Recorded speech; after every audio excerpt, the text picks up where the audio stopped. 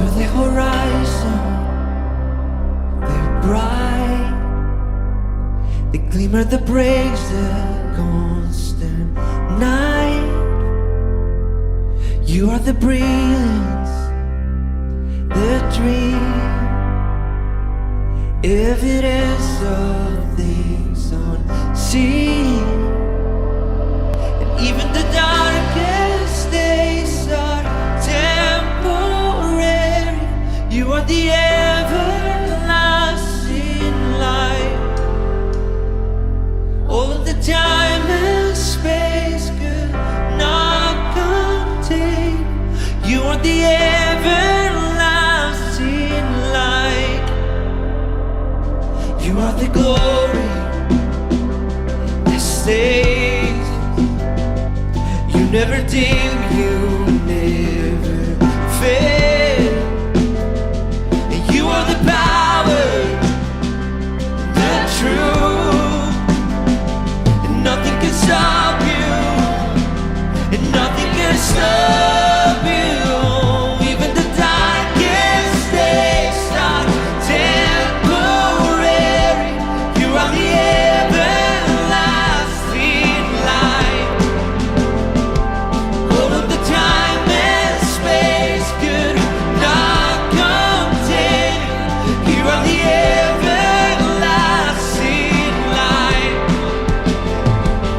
Even the darkest days are temporary.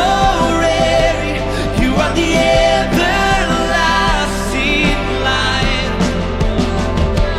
All of the time and space could not contain.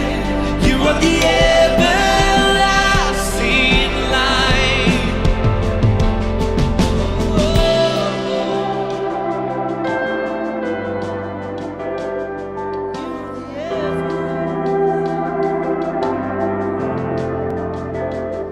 The end and the beginning, the new reality. Outside my understanding, but still within my reach. As far as I can see you, you're closer still to me. You are the everlasting light. The end and the beginning, new reality. Outside my understanding, still within my reach. As far as I can see you, you're closer still to me. You are the everlasting light. Yeah.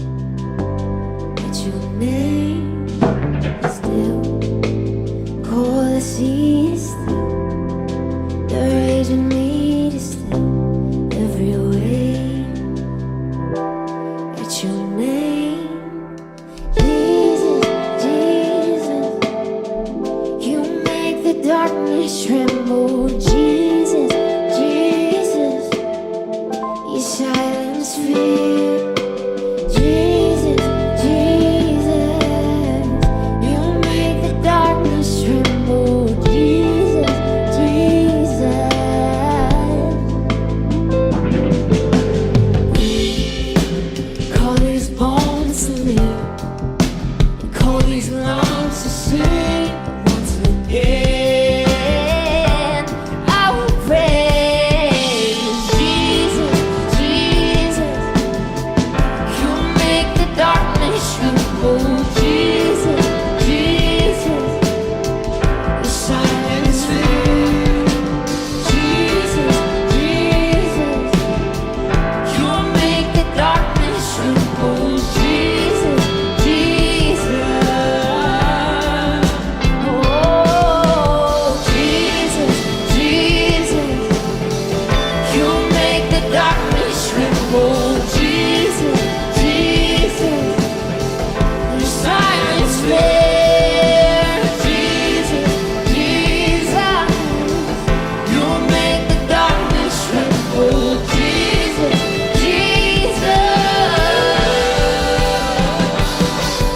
Your name is light, and the shadows can't deny.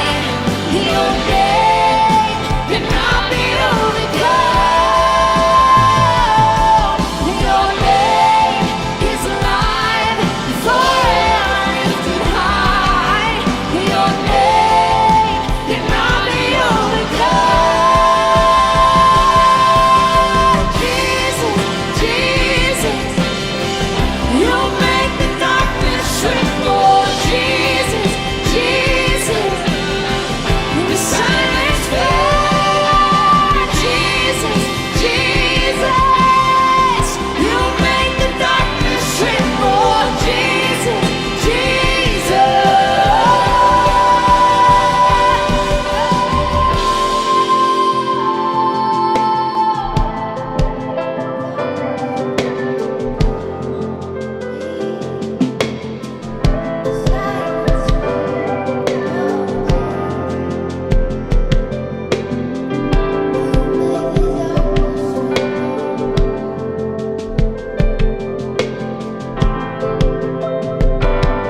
Your name is light that the shadows can't deny.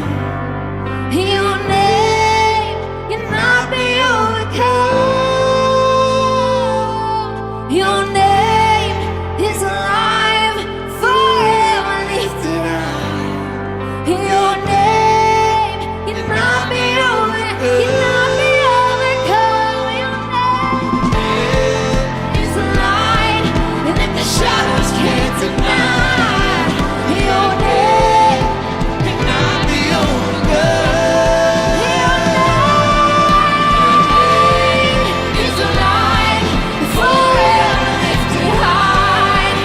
Your name cannot be overcome. Jesus, Jesus. You make the darkness tremble, Jesus, Jesus. The silence filled, Jesus, Jesus. You make the darkness tremble, Jesus, Jesus.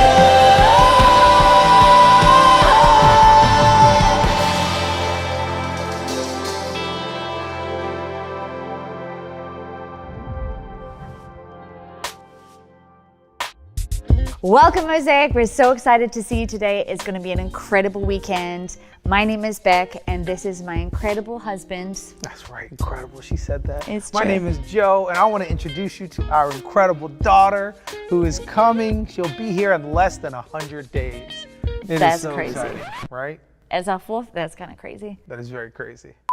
Mosaic, there are so many incredible things happening. And the biggest thing, the biggest news is that in 2 days, The Genius of Jesus, The Man Who Changed Everything book is coming out in 2 days. Are you ready? Make sure you pre-order your book by going to thegeniusofjesus.com. And as a church, we are going to put everything we have behind this because we know this book is going to change so many people's lives. Make sure you get a copy for yourself, for your mom, for your dad, for your friends. This is going to be a life-changing book and we cannot wait. Also, if you live in Southern California, we have a great opportunity for you. As Pastor Erwin is doing a book signing at the Barnes & Noble at 7 p.m. at the Grove. You can go to mosaic.org/book signing to RSVP to make sure that we have enough books for you. We cannot wait to see you there. And for all of you that also live around the world, we have an amazing opportunity for you as well.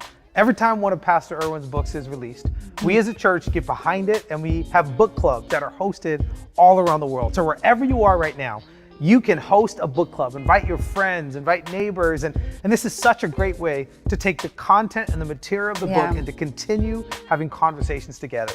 So if you're here and you want to be a host for one of our book clubs, you can go to mosaic.org/book club and you get all the information on how to host. You can sign up and let's get behind this Mosaic. It's so exciting that we're gonna, for the next few weeks together, have opportunities to dive into the message of this book. And then in connection with the book, Pastor Erwin has also released a new podcast called The Genius Of.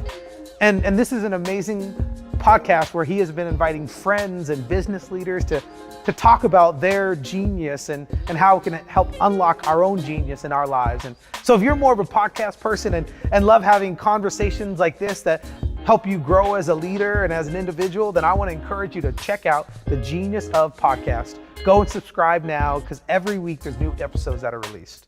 And now I'd like to talk to you about why we love to give. You see, we have 3 boys, and one of them is almost 2, and he's learning how to speak. And one of the things that I've been watching him, observing him as he's learning, is that he always just repeats the last couple of words. Now, he doesn't always understand what he's saying, he just repeats something until he gets it. And that's similar to tithing. Sometimes you don't actually understand the meaning of it or why it's so significant, why it's so important for you. But as you start the practice of tithing, I promise you that you will see so much life change inside of you as you start beginning to trust Jesus with your resources, with your money, with your life. And watch as that opens up something inside of your heart, inside of your soul, that literally changes you and changes the people around you. We are changed because of so many people who give above and beyond. And we're so grateful for you. Thank you for everything you do to making sure that Mosaic becomes the most incredibly generous community. You can give by going to mosaic.org/give, or you can give by going through the Mosaic app. And I'm so excited because we are continuing our new series where we've been diving into conference talks over the last few years. And today, Pastor Erwin is going to bring an incredible message that he gave at one of our conferences. And I want to encourage you to lean in. I want to encourage you just to be ready and expectant for God to move in a profound way, because this series is going to be truly special. And so I can't wait to hear what God has to say.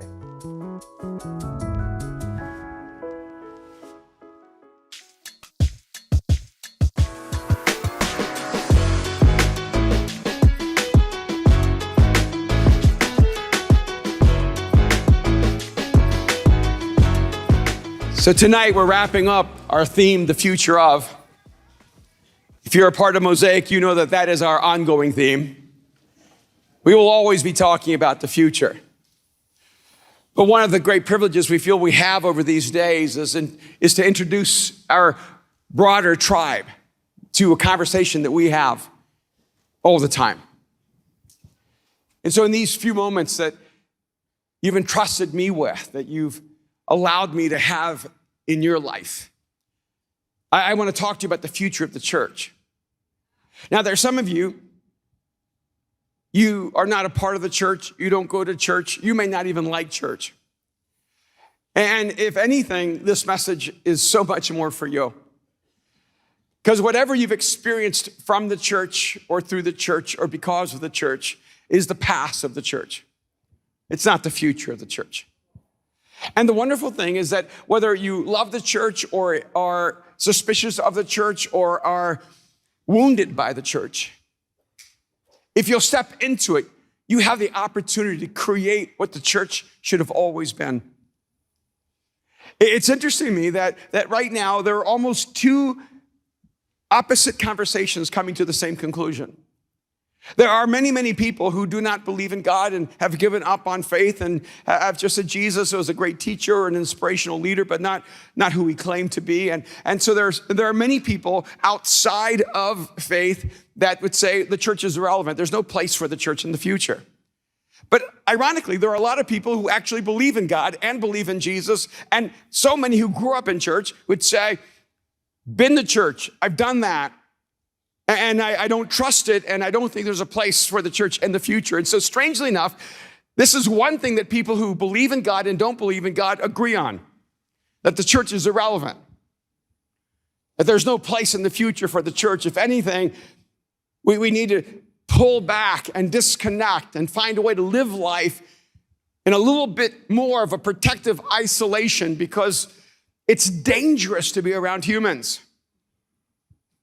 There may be no dangerous place in the world than inside of human community.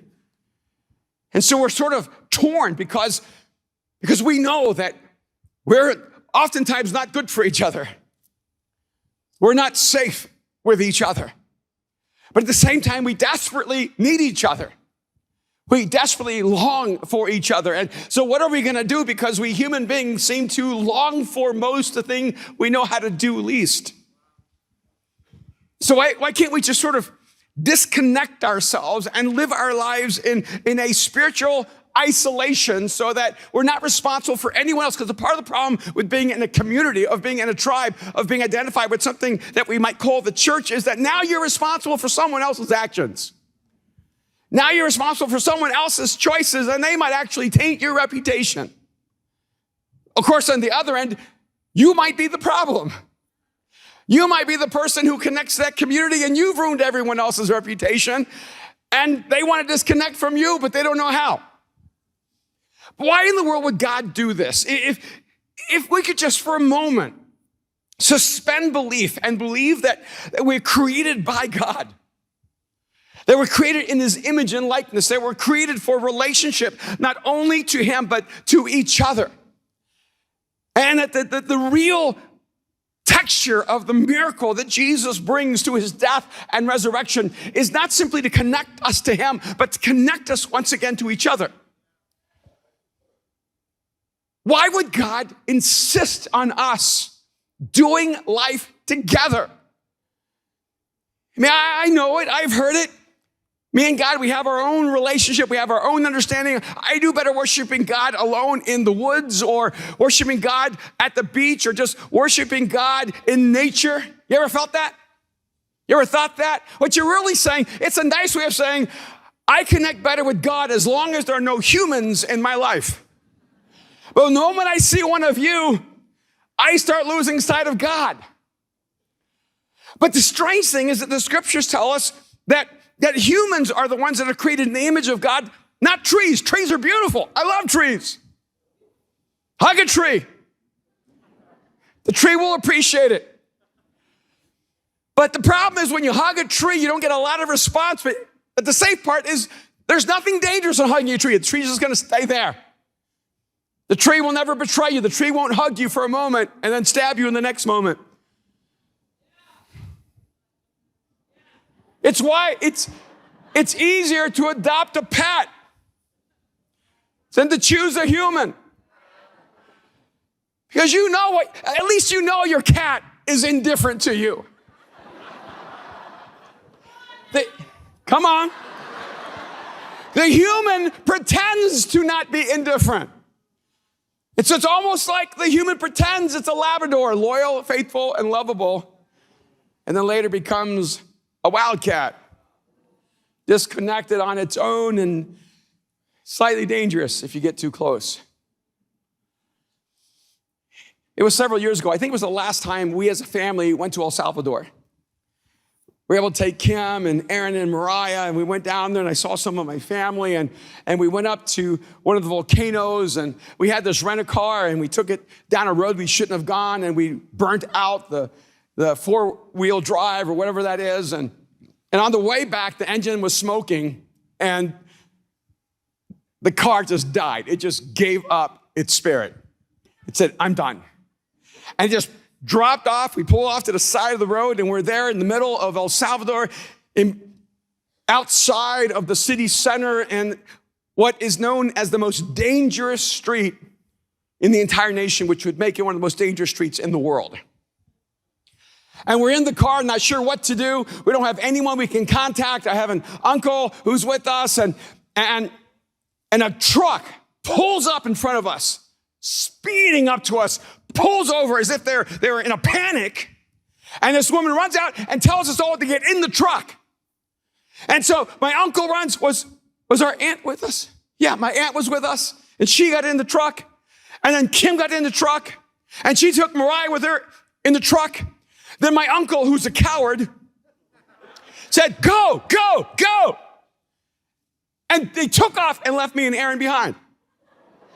I don't remember how old you were. You were young, maybe 10. And we're stuck. And night dropped. And we were in the most dangerous street in my nation and perhaps on the planet. And I had to explain to Aaron, I said, okay, there's a field over here. And if something happens, I need you to run in the field and I just need you to hide. He goes, why, Dad? And I said, just trust me. And then all these men would come by with machetes. He said, Dad, why do all these men have machetes and weapons? I don't consider a machete a weapon. It's just a work tool. And he said, why do they have machetes? He said, they're coming home from work. A lot of men were coming home from work. And we waited hours until finally that truck came back and got us. And me and Aaron, we jumped into the back of the truck and we were driving down this long road. They're flying down.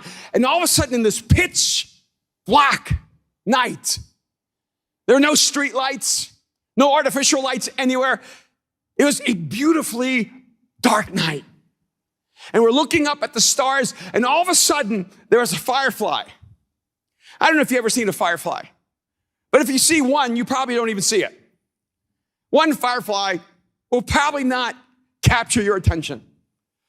But along with that one firefly, there were dozens upon dozens and then hundreds upon hundreds. And then there was an ocean of fireflies flying over the truck as we were flying down the road. And it was as if we were having this out-of-body experience of the beauty that we were surrounded by. And I can tell you, being trapped and stuck on the side of the most dangerous streets in the world was completely worth the experience of watching the beauty that we experienced right over us. I think it's easy to overlook a firefly, but it's impossible when they come like an ocean of light, dancing in the darkness. It was just a couple of years ago, we decided to take, I don't know, maybe our first family vacation. It only took us 30 years, but we got there. And we wanted to go to Tulum. Well, we didn't want to go to Tulum. Our kids wanted to go to Tulum, so we went to Tulum, and we didn't really know where Tulum was, so we didn't quite make it to Tulum, but we were somewhere between Cancun and Tulum. And there was ocean there, and there was a butterfly. It was orange, I think it was. Wasn't it orange, honey? You remember it? You don't remember the butterfly, do you? You don't remember the butterfly. You remember when there was this massive migration of hundreds and hundreds, if not thousands of butterflies that invaded the space we were in. And we asked the people who ran the place we're at, does this happen every year? And they said, this has never happened in our lifetime. We have never seen this migration of butterflies flow in. And it has never happened since.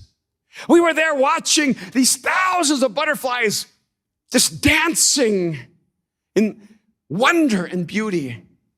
They made the daylight so extraordinary. It almost took our breath away. It is to me fascinating that when you see one of even the most beautiful species of the world, you might be so busy or so distracted, you might not see it. But when they come in community, then you see the beauty of the one through the many.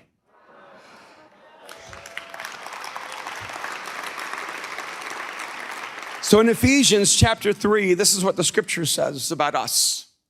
This is what the scriptures say about the future of the church and why the idea of the church was the idea that Jesus was willing to die for.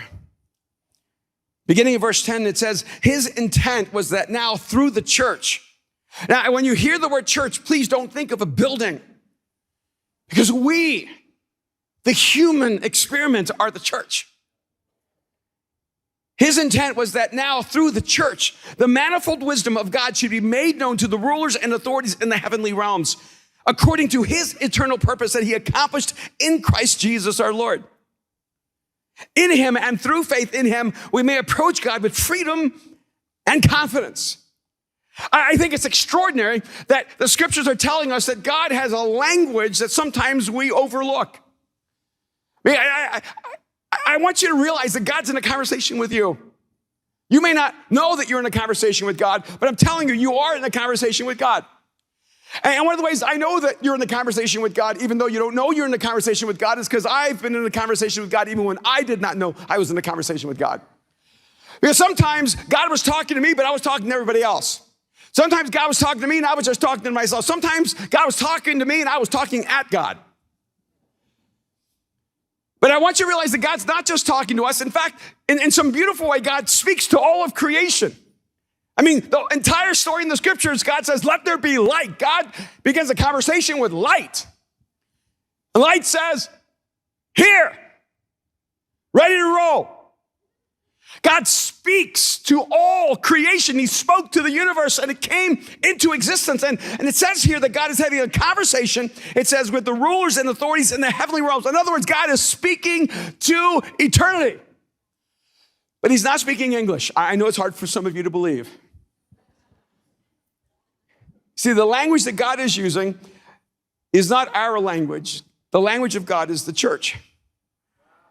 He says his intent was that now, through the church, the manifold wisdom of God should be made known according to his eternal purpose that he accomplished in Christ Jesus our Lord. In other words, this is scripture as if there's all like this angelic community going, what are you doing, God?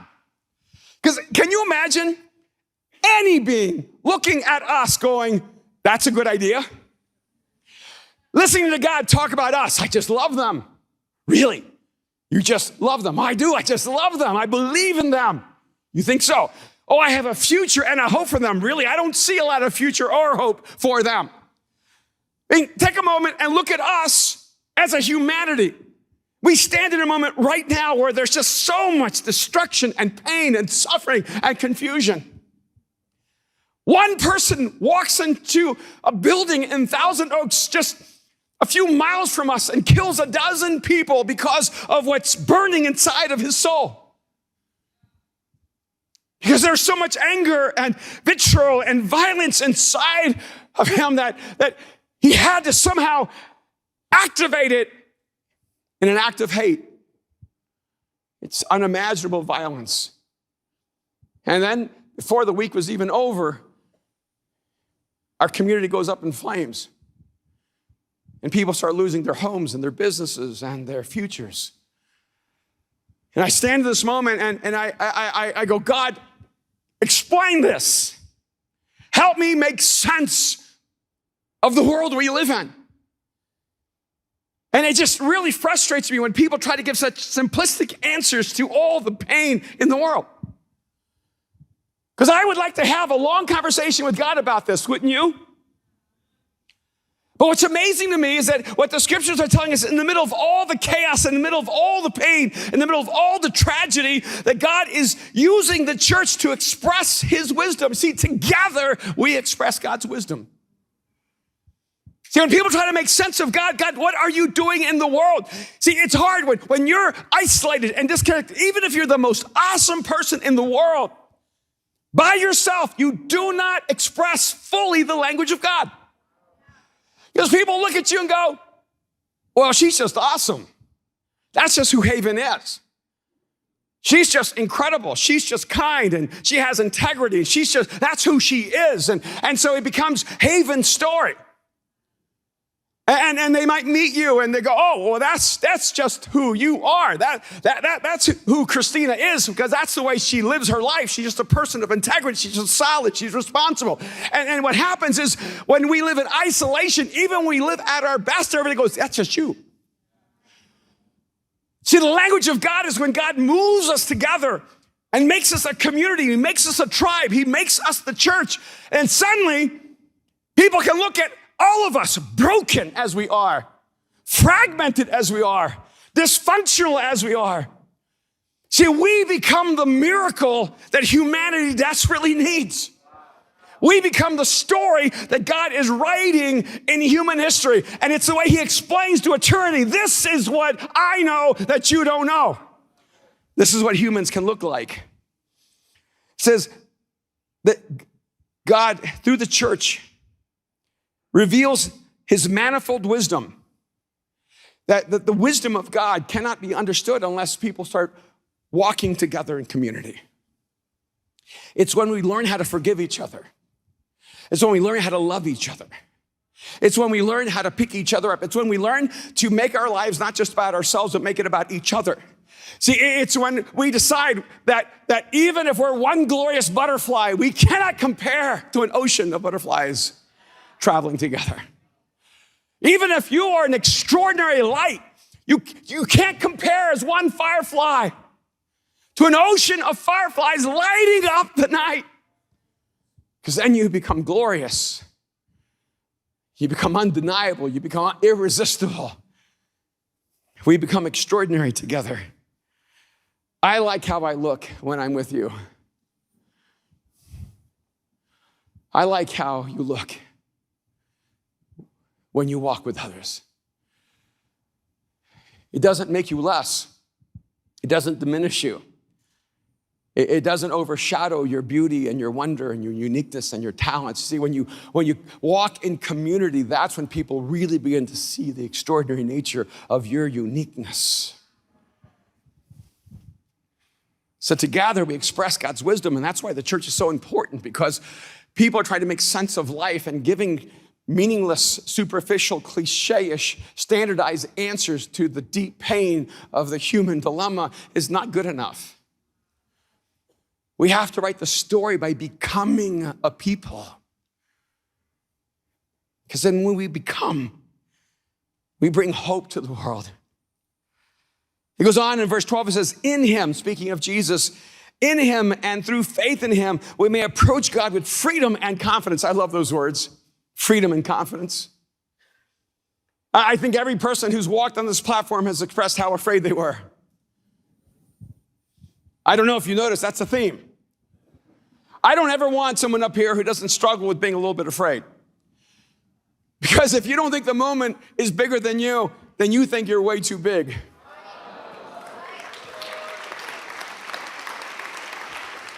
But I love the fact that every person, as insecure and uncertain and inadequate as they felt, they stepped into freedom and confidence.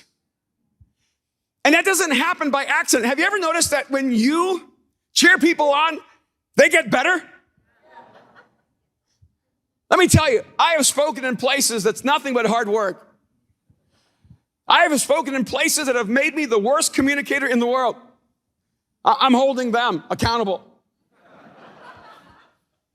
See, I love being in this community because there's so much faith in this room. And I don't want to over-spiritualize it. There's so much hope in this room. There's so much optimism in this room. Let me tell you what's in the room. See, even if you don't use language of the scriptures, let me tell you what's in the room. This is a room full of people who are for you.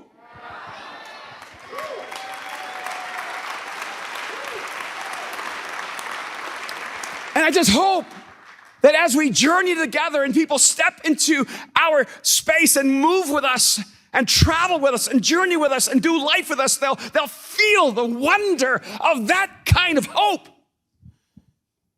See, even if you don't believe in God, when people believe in you, it feels like it's God.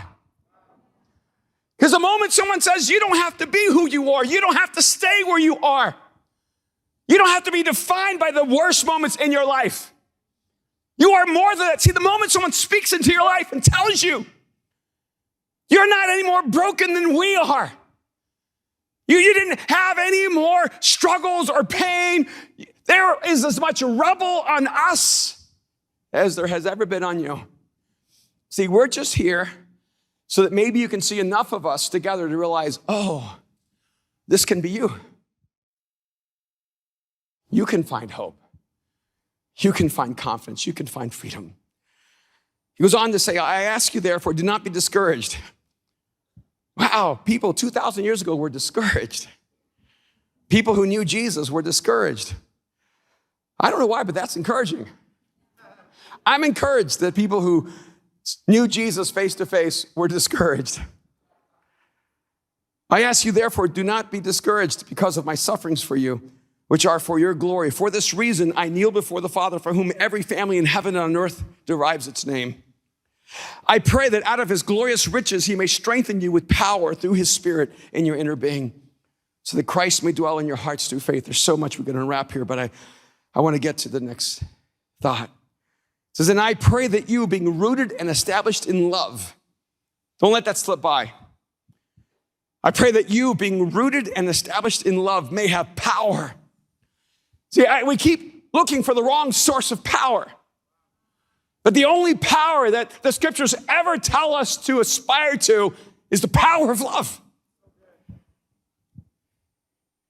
It's hard to believe it's the most powerful force in the world, and so we keep turning to other means of power. That you may have power. Here it is, listen. Together with all the Lord's holy people. I know that's an overstatement, holy. But he's not calling us holy because we're perfect. He's not calling us holy because we're holy. He's calling us holy because now in relationship to Jesus who died for us, God does not see us through our imperfection, but he sees us through his perfection. I like that. I love that God sees me through the reflection of his son. And when we were little boys in El Salvador, my grandmother, she had a temper. And she'd get mad at us and she'd get a belt and she starts swinging. None of this sort of like highly developed, we're going to explain to you why we're going to beat you. Like with my kids, I would sit down with them and I would talk to them about what they did wrong and I would help them understand what they did. Then I would help them explain to me what they did. And I said, what do you think is the proper punishment? And my kids go, oh, this is more painful than anything you could do because you just punish us. But my grandma, she didn't do that. She just assumed we knew what we did. And she grabbed that belt and she started swinging at us. But we had an uncle named Richard, who was just a few years older than us, but he was old enough. He was about 10 years older than us. And the moment my grandma started swinging at us, Richard would just cover us up and he would take the beating. And you would think my grandmother would just pull back, but she wouldn't. She's like, okay, you want to take the beating for them? Here you go. Bam, bam, bam. I never once said to my uncle, don't do it. Get out of the way, save yourself. I was like, no te mueves, don't move. So when he calls us holy, he's saying, no, you're covered by Jesus. So God's never going to see you through your worst moment. God has a very different filter for you. He sees you through the best moments you've not even yet lived.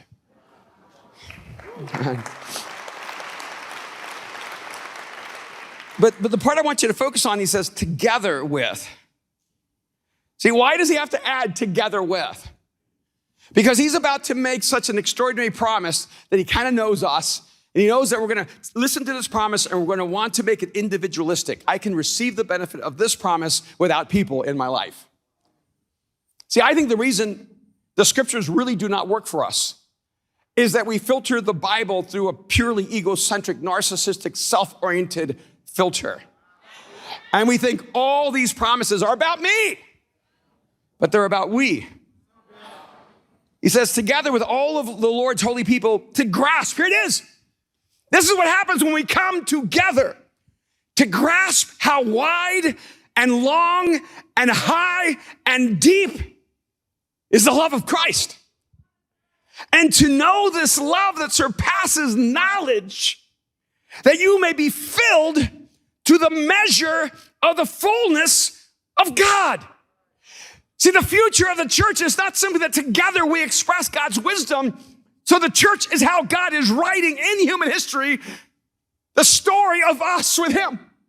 So when we begin to live the story of us without him and life doesn't make any sense, God says, I'm writing my story. Look at the church because I'm going to show you what happens when you come together, because together we express God's wisdom. But also together we express God's fullness. I have so many people over the years who said, where do I go to be discipled? Where do I go to go deeper? I don't know where that phrase came from, but it's like, I want to go deeper. And in fact, one time I was a little irritated and someone said, where do I go deeper here at Mosaic? And I just said, well, what's the evil in your life that you're trying to get rid of? He goes, well, no, it's not that. I said, you see, because most of the time when we want to go deeper, what we're actually saying is, I want to go someplace where it's just me and God, and I don't have to be concerned about anyone else in the world. And from that place, all we send are our thoughts and prayers.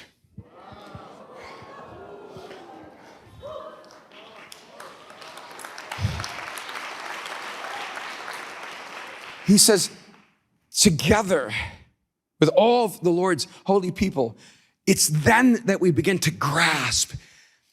See, I'm just beginning to grasp what love is. It's taken me a lifetime. Well, when I was young, I thought I knew what love was. Well, I thought I knew what love was when I was 10. Didn't you? Or you were 12. You remember those first loves? They were so intense, so deep. I gave him the best years of my life. You're 11. You haven't had the best years of your life. He said he'd always love me. It's so funny the way we talk about love. I'm amazed we're not all so jaded by the time we're 16. See, I think it's astonishing that people do not believe in God, but they still believe in love. I'm like, really? You can't believe in God, but you still believe in love? Let's check out the evidence. Show me anything God has done that you can prove God did to you that was negative. But now stop and reflect for a minute. Let's just write a short list of the people you've loved and have loved you. And let's start defining all the wounds in your soul. See, after all these centuries, we should have already given up on love. We still write songs about love. Most musicians can't even find love, but they're writing about love. In fact, would writers have anything to write about if they didn't hate somebody they used to love? I'm not just thinking about Taylor Swift or John Mayer. I'm thinking about Shakespeare.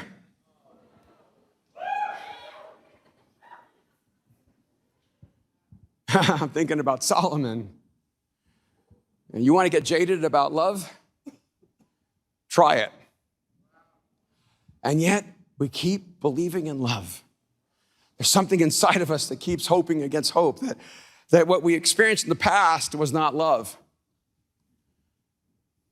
And the only way you can ever really know is when you find love and it heals you. And he says, I pray that you will be rooted and established in love. This is where we're going to live. And that you may have the power of love to grasp how wide and long and high and deep is the love of Christ. And here's the curious thing. This promise is completely in the context of human community. You cannot know the power of love when you're alone. See, we humans are designed for a relationship. It's inescapable.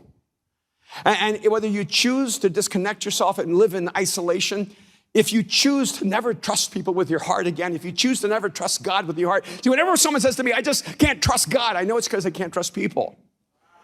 When a person says, I just cannot trust God with my life, it's because people have let them down.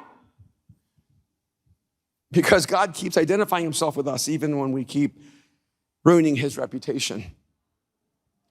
But together we can grasp how wide and long and high and deep is the love of Christ. And to know this love that surpasses knowledge. See, I want to love so profound, there are no words to express it. I want to experience love so deeply that language must be forsaken. That you may be filled with the measure of all the fullness of God. And yet, here's the promise. See, God wants you to experience him in his fullness. He doesn't want you to live with just enough life to survive or make it through the day. He wants you to live in the fullness of who he is. And while your intimate personal relationship with God is so critical and essential, I want you to know the fullness of God can only be fully experienced when we travel together, when we journey together, when we do life together in this community known as the church. Wow, what a ripoff. We can only experience God's fullness if we decide to love each other. What a bait and switch, all right? We thought all we had to do was love God. And Jesus says, what's the most important commandment, Jesus?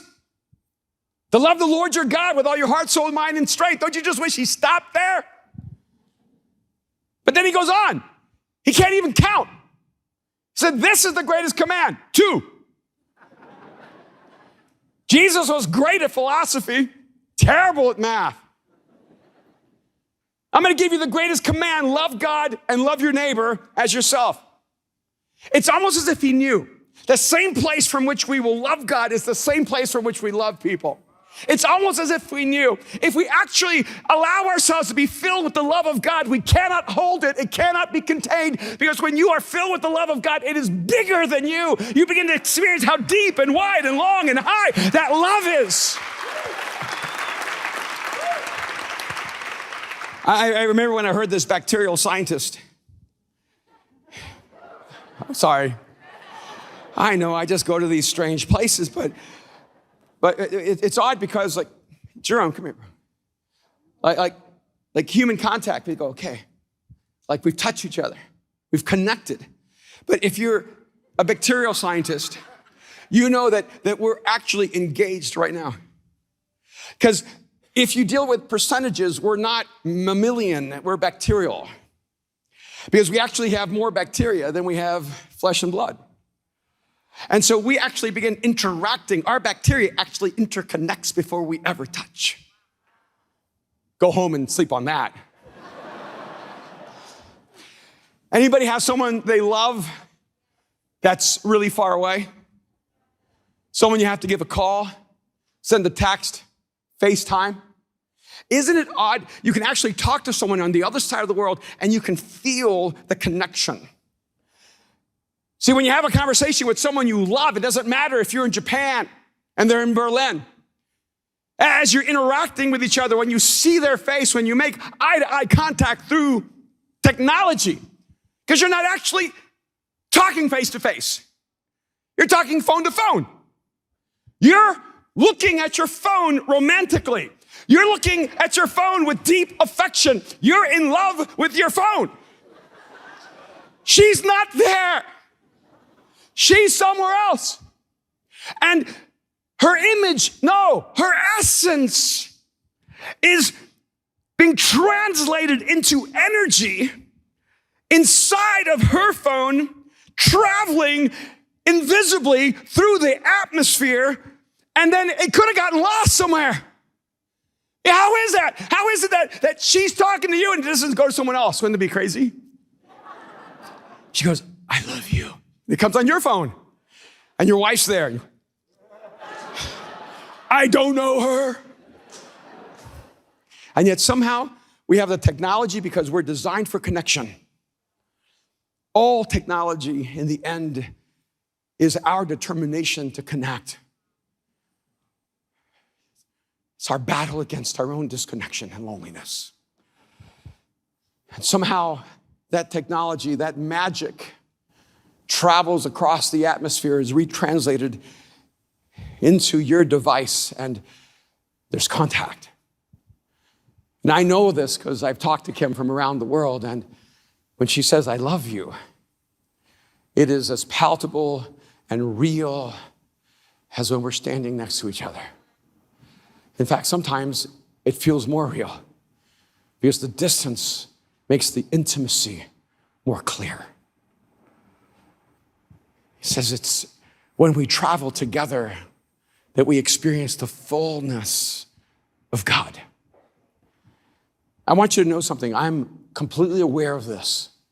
I can experience God in a unique way by myself. But the fullness of who God is cannot be self-contained. God is just too big to be fully expressed and experienced just in you, by yourself. But when we walk together, and you ever just sat with friends and laughed? And something happens. You can't even explain it. How do you explain it that everyone laughs at the same moment, at the same thing, and you have the same emotion in that same moment? And all of a sudden you're connected. You become one. It's more than metaphysical, it's a reality. And God says, I created you like this. And imagine what happens when you walk together and you call on me and I step into that moment and my presence becomes the presence that connects all of you together. See, I believe in the church and the future of the church because through the church, see, together we express God's fullness. And there are people everywhere trying to find God. And I know this. This is why I have so many friends who do not believe in God and they walk into Mosaic and they experience God. And it's not anything I've said. I'm just not that good. Some days I tell Kim, I think I could just read the back of a sugar package. Because the moment someone walks into the presence of God and they step into this ocean of fireflies and butterflies, they see the beauty and somehow it moves in them. I remember the journalist who became a close friend who was writing a story on religion and churches and she came into my office interviewing me, and she was an atheist. And as we were talking, she said, well, what's the role of a pastor? And I said, well, really, everyone has enough information. It's about interpreting all the information we have. She goes, that's where I feel like I am. I have all this information, and I don't know what to do with it. And I said, well, that's what I do. I'm really good at helping people figure out what to do with all the information. She goes, well, what do you think I should do? I said, I think this article isn't about Mosaic. I think this article is about you. See, I think God is searching for you. And he has you searching in this journalistic endeavor so you can find him. So I think you should just give your life to Jesus. And that journalist looked at me so incredulously. She said, who do you think you are to ask me to violate my journalistic integrity and become personally involved in this story? I said, I don't know, I was just making a recommendation. And so she just got on her knees and gave her life to Jesus. And I was always so curious about that. And I asked her, how come? I know I'm not supposed to say that. I'm supposed to go, yeah, of course it's gonna happen. I was like, why'd you do that? And she told me later, she didn't tell me right away. She goes, I was sitting in my car, grabbing my material, my notebook and my pens, and she goes, I started to shake. She goes, I hadn't met anyone. I had not met you, so I knew it wasn't about me. She said, I hadn't even walked into the church. I was just getting ready and I started shaking and I thought, what's going on? And she goes, and this is strange because I am an atheist, but in the moment, I knew I was entering into the presence of God. See, I love the fact that as individuals, we can be explained, but together we're an unstoppable force because love becomes thick and real and powerful.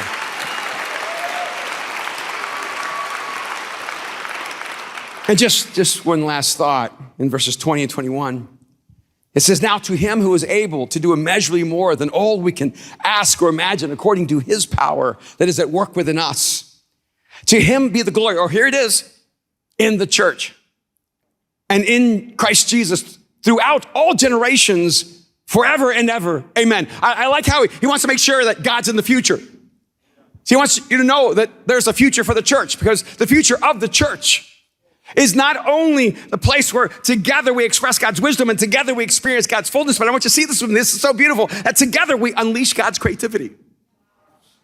See, I think so many of us, have you ever listened to this promise? Now to him who is able to do immeasurably more than all we ask or imagine, according to his power that has worked within us, and you try to apply it with the me. But I want you to hear it again. See, it does not say this. Now to him who is able to do immeasurably more than all I ask or imagine, according to his power that is at work within me. That's the way we try to live it. See, I want you to know probably the primary reason you're not experiencing the immeasurable generosity of God, the extraordinary imagination of God. If you're sitting here going, why isn't God working in my life the way he's working in other people's lives? Why isn't God just sort of like pouring himself out in all of his generosity and all of his creativity? It's because you've been translating it with a me rather than a we. See, listen again. Now to him, God, who is able to do immeasurably more than all we ask. There has to be a we ask, or all we imagine. See, we live in a city of dreamers, but everybody has their own dream. And in fact, we trample on other people's dreams just to help our dream come true. We see our dream as our validation for demeaning everyone else's dream. And sometimes we get so frustrated because we think everyone else is responsible to make our dreams come true. But what if our greatest dreams, the greatest venture into imagination and creativity and beauty, were never supposed to be about my ask or my dream, but it's supposed to be about our ask and our dream, according to his power that is at work within us. See, I'm convinced that God is immeasurably creative, that God is so creative that it would blow our minds if he just had a little conversation with us. Man, I wish, if I ever had that question, if you could meet anyone in human history, who would you meet other than Jesus? Because if you believe in Jesus, you have to throw down Jesus. You go, Jesus. Who's your second? Jesus. Third, Jesus, because I believe in Jesus, so Jesus is all five. See, I never put Jesus on my list, because I've met Jesus. So I don't need to put him on my list of people that I'd like to meet.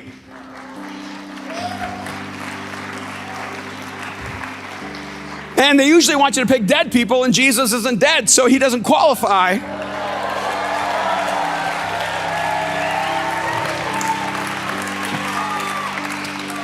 So I always pick Da Vinci, because I want to have lunch with Leonardo da Vinci. Just his name is awesome. I'm so mad they named me Erwin. I could have been Leonardo de Cardona. God, that's my Spanish name. Not Leonardo, just Cardona. I could have been Leonardo de McManus, but it doesn't sound as eloquent. I just would love, Leonardo, where'd you get the idea? For the submarine? For the helicopter? Could I just sort of sit in and watch you paint the Mona Lisa? Is it you? Is it you? Is it you? Would that be incredible? I just love to have a hang with Leo. You know, be buds and just kind of let me into your process. I think it would blow my mind. I mean, imagine if you could just have just some time with Picasso. Go, I just want to hang in your basement with you. Just while you're sketching out your future ideas. Is that really a face? How do you see that as a face? Why does she have two ears? And on the same side of her head, what are you thinking? What do you see? Or just to hang out with Einstein. It'd be great to hang out with Einstein because I would have the best hair. Well, I guess not really. Wouldn't it be amazing just to sit around and talk to Einstein, not about math because you wouldn't understand, just to talk about imagination. Just to talk about how to remain childlike and curious and open to possibilities. How did you perceive E equals MC squared? I would just love to have that conversation. It would blow my mind. See, I try to have conversations, by the way, with these people. I know it sounds a little insane, but I actually, in my imagination, spend time with these people I've just named. I try to have interactions with them and understand them and try to imagine what they would say if they were alive in this moment and seeing the world the way it is. But you can't do that. But you can't have conversations with the most brilliant man who ever lived, with the most creative person who ever walked this earth. You can have a conversation with someone who makes Da Vinci pale in comparison, who makes Picasso look like an amateur, who makes Einstein appear as if he's simply a novice. See, God wants to have a conversation with you. But the conversations of God are so big that no one mind can contain what God is imagining for all of us. God is dreaming about you But whenever he dreams about you, it's always in the context of us. Because he wants us to learn how to walk together, how to believe in each other, how to love each other, how to pick each other up. You see, it's more important for God that you learn how to forgive than how to make money. It is more important for God that you learn how to give hope than it is to buy another car. See, it's more important to God that we learn how to be human again, how to connect to each other. And the only way God can do that, because see, one butterfly, it just doesn't make the impact. One firefly, it just doesn't make the impact. One human who's been changed by God, it's a beautiful thing, but it's hard to translate. It's like dotting an I, but you never put the I. You never write the word, you just dot the I. See, when you try to do this alone, when you decide it's just you and God, you're just dotting an I, but you're not writing the sentence. You're putting the period at the end of the sentence, but no one knows what the statement is. No one knows what the declaration is. You're putting the question mark there, but no one knows what the question is. When you live your life alone, you disconnect to the story. From the story God is writing and telling so that all humanity can know there's hope for you.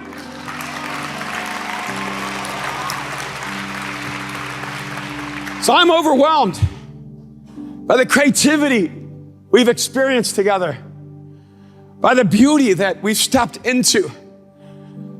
Had there been moments I've just stood back and thought, I could have never imagined this. Because when we're in community together, we become something more than the total of the parts. So yeah, maybe I'm outdated. See, I don't think I'm actually antiquated. I don't think I'm living in the past. I think I'm actually living in the future. See, I think that a part of the confusion is that the people who don't believe in the church, they're living in the past. All they know is the history of the church. They don't seem to be aware of the future of the church. But I'm telling you, the future of the church is beautiful. The future of the church is creative. Can you feel it? I'm telling you, I see just pieces of it because I can only get a piece of it. But I see it. I see the church as the epicenter of human creativity. I see the church as the epicenter of beauty and wonder. I see the church as known around the world by compassion and love. I see the church as a place where everyone knows that they matter.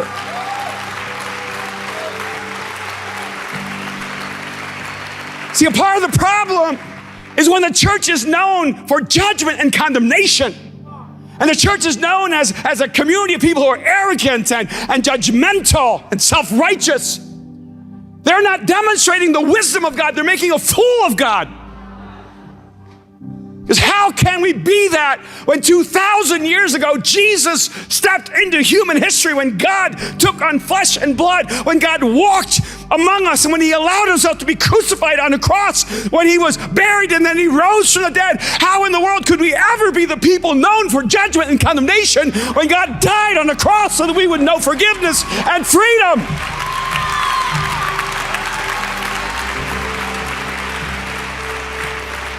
It's time that the church stops lying about God. Start telling the truth. God loves the people that we didn't want him to love. He accepts people that we don't want to accept. Here's the problem. You see, God is for every human being. But religion is such a great mechanism from which we can exclude those that we do not love. That we can cut out the people we don't want. And we've tainted Jesus' reputation. I think the future of the church is that finally, maybe just finally, we're gonna look like Jesus. We're gonna be beautiful, compassionate, creative. We're gonna be curious and filled with wonder. We're gonna be like an ocean of butterflies, bringing color and elegance and beauty to the world all around us. We're gonna be an endless universe of fireflies, flying over those who are lost and alone. Not simply lighting the way to hope, but bringing beauty and astonishment to everyone along the way. You know what I want us to be? I want us to be unexplainable. I want us to be so beautiful that people are compelled. I want us to move in such wonder as humans that we become an expression of humanity that everyone in the world wants to step into. See, I want people to ask us, how did you become so compassionate? How did you become so generous? How did you learn how to forgive? How in the world did you learn how to trust, how to have so much hope? How did you learn to find the resilience to overcome every failure? How did you know that tomorrow would be better than today? And see, what I want us to say is not, I'm awesome. See, what I want you to say is, oh, you don't understand. I didn't do it alone. Every time I fell, there were people who just picked me up and said, we'll walk for you until you can walk again.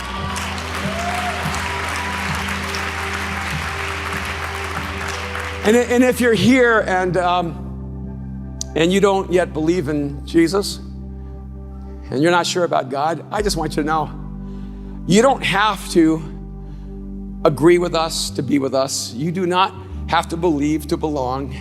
You don't have to cross this line of faith so that we will love you and be for you. Because, see, our unfortunate position is we just love you the way you are. And we just want you to know life and know that you matter and know there's a God who sees you, who thinks that you have infinite value. And when everyone else maybe overlooked you, he never took his eyes off of you. He always thought you were astonishing. He always knew that you were the future of the church. Because when one person finds grace, when one person finds forgiveness, when one person finds healing, when one person finds hope, it changes everything.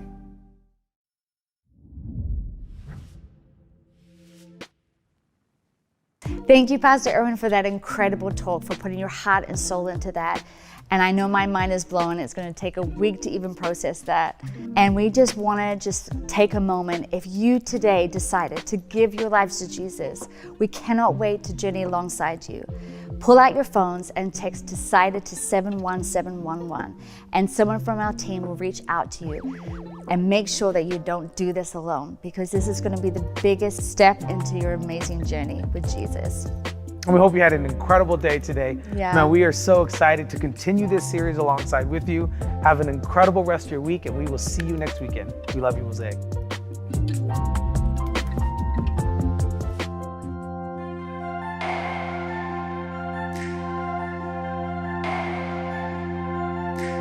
There is a fountain wrapped in a haze of light, flooded with goodness, rushing with words of life, and they yield to the bone. They're sweet to my soul, and I'm swept away. Come on, we sing, I am